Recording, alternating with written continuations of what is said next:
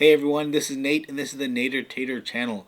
Alright, Verizon does not have the ability to stop you from using any device you want on their network, at least not in some cases. So I want to cover a hidden loophole that they have actually in their licensing with FCC. So I've covered stuff on Verizon Home Internet that uses this cube as well as some other things, but they actually are forced to let you use any of your own devices, barring some slight details there, but I'll touch on those and show you what I mean here. And what you've seen in some of my other videos when I'm talking about using third-party devices is the Verizon SIM card. You can literally take it out, at least if you have a physical SIM card. This one is a ASCII cube. They also make a Arcadian cube that has an eSIM, and I think the newer ASCII also has actually an eSIM in there as well.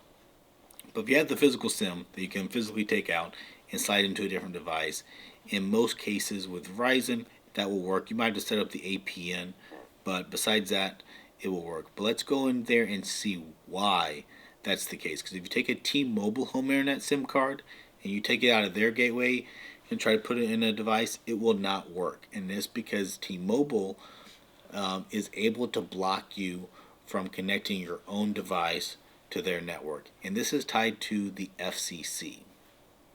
Alright, so if we look at the Verizon 5G home internet terms of service, and we go in here, it's not actually very big, but if we go into the equipment section, go down a couple paragraphs, there's a clause in there about customer-owned equipment and about Verizon-owned equipment. And in there, under the Verizon-owned equipment, there is a part that says that there is a SIM card that is in the device, and that you cannot remove that SIM card and insert it into another device.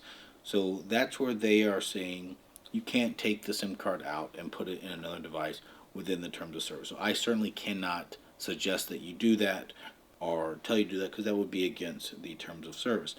But the other kind of catch to this that I think puts them in a bit of a predicament, if I go to the Code of Federal Regulations, so this is actually in the, I guess technically the National Archives, but this is what the FCC has in there from when they sold the licensing for this bandwidth or for this frequency spectrum for Verizon, specifically for their band B13, which nowadays is not a very popular band per se. I mean, it is a 4G LTE band base. They're obviously trying to move to 5G and get to these 5G frequencies, but they can still use that same frequency block for other uses as well. Anyways, the way that it works with FCC is they basically auction off or sell blocks of frequency to different companies. They also allocate what segment of frequency is for what types of uses. So it might be for cellular communication, like we're talking about here. It might be for radio. It might be for airline, communication. All different types of things there. So in here on the one specifically for, they call it Block C, in the 746 to 757 megahertz bands, in the 776 and 787 megahertz bands, which again, if you look it up, that is Verizon B13 or band 13. And so don't get Block C confused with their C band, which is their ultra wideband, N77 band. That Block C is a different terminology here, referring to the this spectrum here.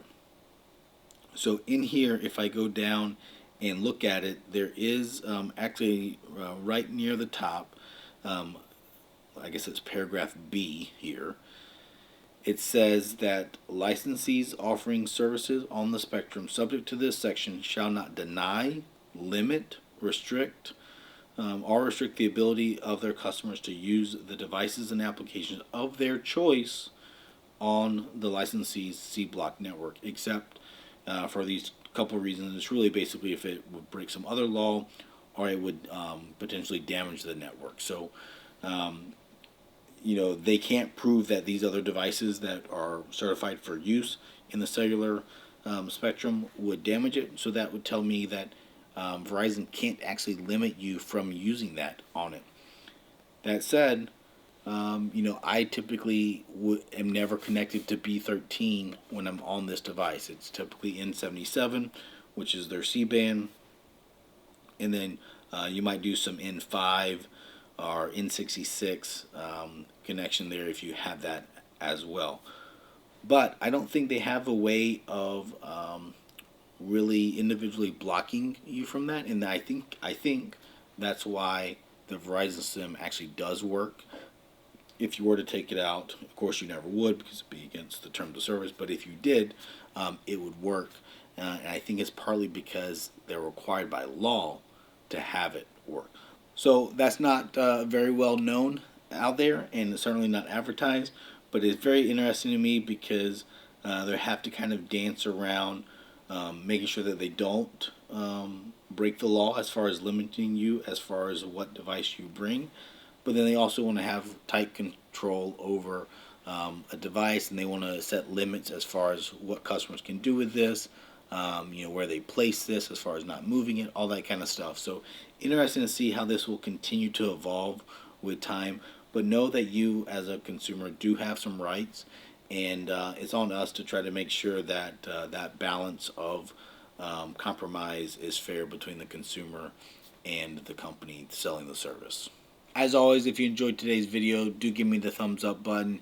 If you like this content, also consider subscribing to the channel if you have not already.